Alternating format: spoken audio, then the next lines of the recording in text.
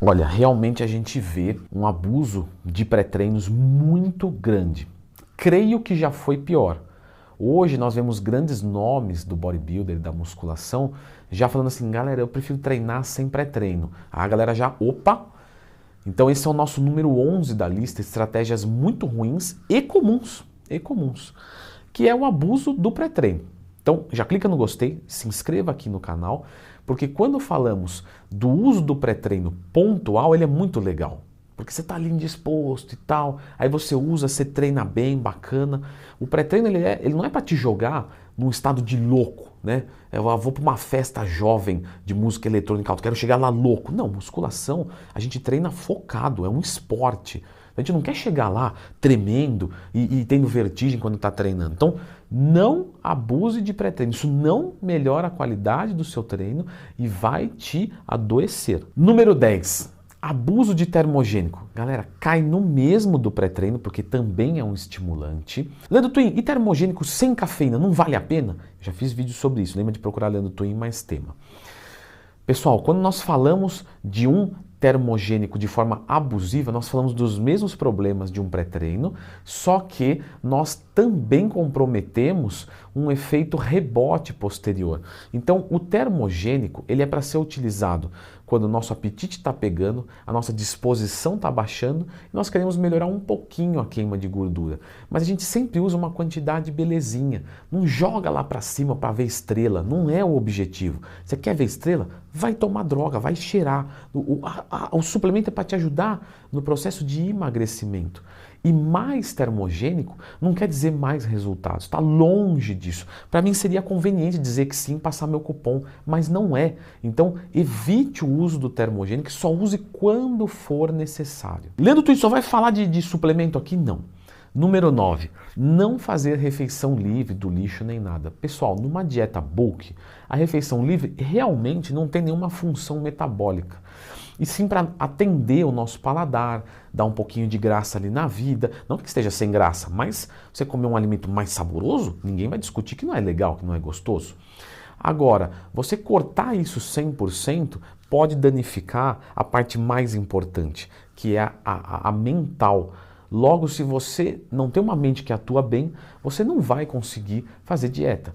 Então no bulk é importante para isso. No cut, além disso, e no cut, lembre-se que a sobrecarga mental é muito maior, você também tem uma melhora metabólica, aí sim, porque você joga a caloria lá para cima, o seu metabolismo vê motivos para funcionar um pouco mais eficiente. Você, ainda que isso não seja um fator mais determinante, né, mas sim, a recarga do carboidrato vai me ajudar a, por exemplo, o ciclo de Krebs, o oxalacetato, fazer o ciclo de Krebs fechar o seu ciclo e conseguir queimar uma gordura mais eficiente nos próximos dias.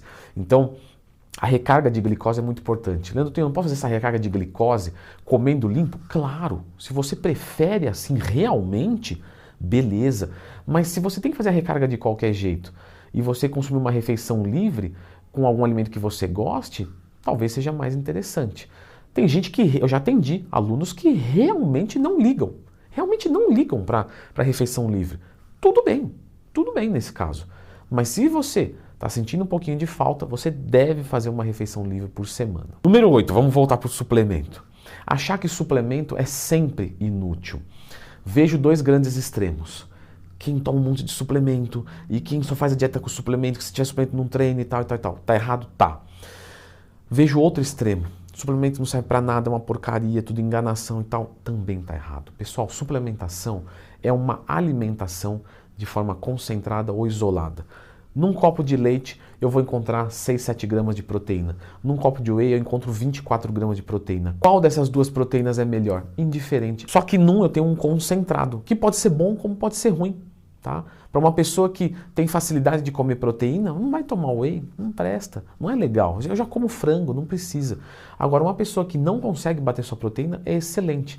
Você esperar mais resultados da proteína do whey está errado. Agora, você dizer que o whey não tem aplicação nenhuma, você está levando ou só você em consideração, que isso acontece muito, ou você não sabe nada. Estratégia número 7, não treinar até a falha. Pessoal, se o corpo não vê desafio, ele não vai responder. Isso é o que eu mais bato na tecla com os meus alunos. Treinar até a falha. Leandro, mas você passa lá 4 de 12. É mais ou menos 12. 2 para cima, 2 para baixo. Então é 10, 11, 12, 13, 14. Pode passar de 12 que hipertrofia? Pode. Tem vários estudos sobre isso.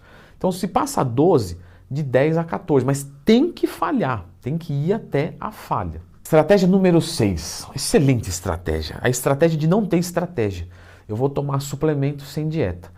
Lembra que eu expliquei que o suplemento nada mais é do que um complemento do que é... Talvez se chamasse complemento nem vendesse tanto. Talvez suplemento é um nome até mais comercial. Quem sabe, não é? Mas realmente se você toma suplemento e você não tem uma dieta, e tem muita gente que faz isso.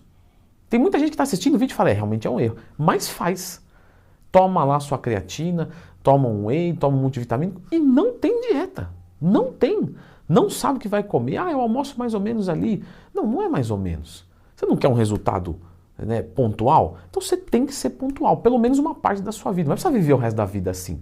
Mas no período de construção, a gente tem que focar muito mais do que no período de manutenção. Número 5, usar multivitamínico no lugar de vegetais. Pessoal, vegetais não fornecem só vitaminas e minerais. Obviamente, é melhor eu não consumir nada ou colocar um multivitamínico? Com certeza colocar um multivitamínico, devemos colocar uma coisa para dentro. Agora, você falar que o vegetal vai ser substituído pelo multivitamínico não é verdade, porque ele tem fitoquímicos, que no multivitamínico você vai encontrar, às vezes, no muito bom, numa quantidade ridícula, ou seja, você não vai encontrar.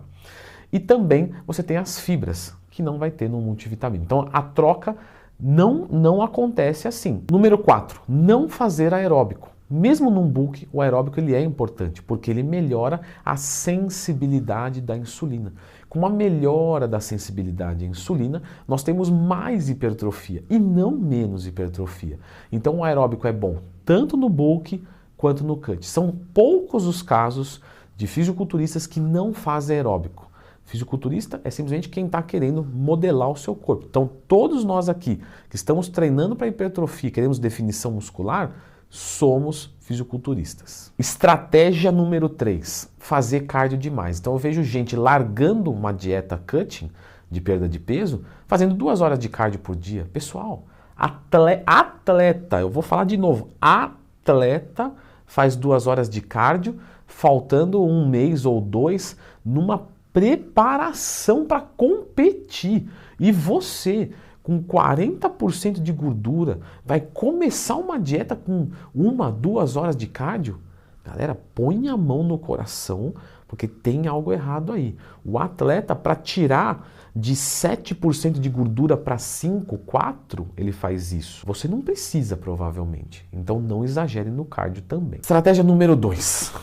Vou dar aquela melhorada na massa muscular e aí eu vou agora consumir muita caloria. Mas vou meter caloria para dentro, que se dane, porque quanto mais vier, eu ganho um pouquinho de gordura, depois eu perco. Muito errado. Porque quando você ganha muita gordura, você não ganha muito mais massa muscular por isso. Então, quando você faz um superávit muito exagerado, você não tem benefícios. Isso gera uma piora da sua saúde, gera uma piora da sua sensibilidade à insulina. E simplesmente quando você for secar, você vai perder massa muscular. Por quê?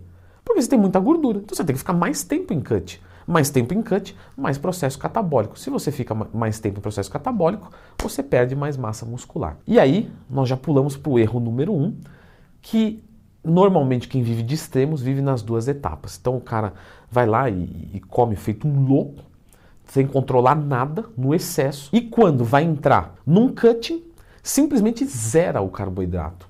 Galera, déficit calórico muito grande, catabolismo muscular, com certeza. Você vai treinar pior, você vai jogar muito menos caloria do que você precisa. Então não tem como. Quem faz off sujo e cut exagerado de zerar carbo, um na sequência do outro, vai passar 1 ano e não vai mudar nada. Olha o que eu estou falando. Você vai passar 1 ano e vai olhar para o espelho e vai falar, eu estou a mesma porcaria. Às vezes vai mudar um pouquinho. Às vezes Deus dá um boi para você e fala, um coitado, vou dar um pouquinho de massa muscular aí. Mas é tão pouquinho, galera, que não faz justificativa. Leandro, eu consigo crescer seco? Eu expliquei isso aqui no canal, então eu vou linkar esse vídeo aqui com esse outro agora, que é um ensinamento de como você fazer um bulk para crescer seco. Acho que é muito importante, porque quando você cresce seco, quando você vai iniciar o cutting, você já está legal. Então o cut é muito mais fácil, muito mais rápido. Então dá uma olhada nesse vídeo aqui.